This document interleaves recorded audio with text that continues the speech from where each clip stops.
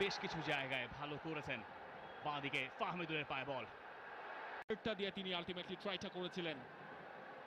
ফাহমিদুল এখনো তার কন্ট্রোলে, মার্ক করছে না, রাদার তারা জোনাল মার্কিং এর দিকে বোধহয় খানিকটা ঝুঁকে আছে।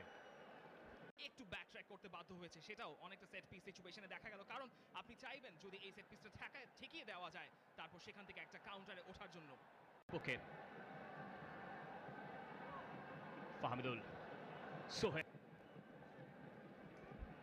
অবশ্য সেই বাংলাদেশ আর লেফট সাইডে দিয়েছেন ফাহমিদুল।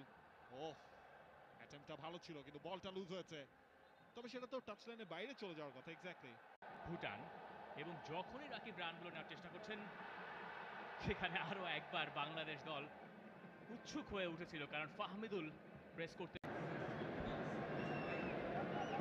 দেখুন, বাংলাদেশ সুখী ফুটবলের পার্সপেক্টিভে। বাংলাদেশ আজকে ম্যাচটায় চোখ রাখছে হামজার জন্য, সেই হামজার কাছ থেকে গোল তারা।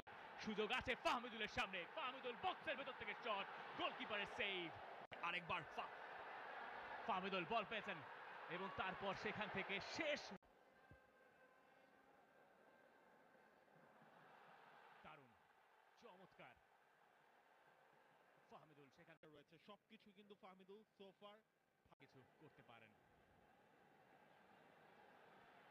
ফাহমিদুল জামা বাইলাইনের কাছাকাছি জায়গা থেকে তাজের সাপ্লাই হেডার জায়গাটাতে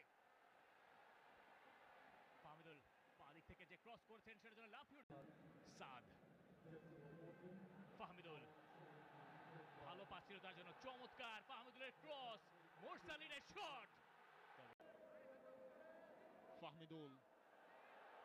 ফাহমিদুলের কন্ট্রোলে ক্রস, গোলকিপার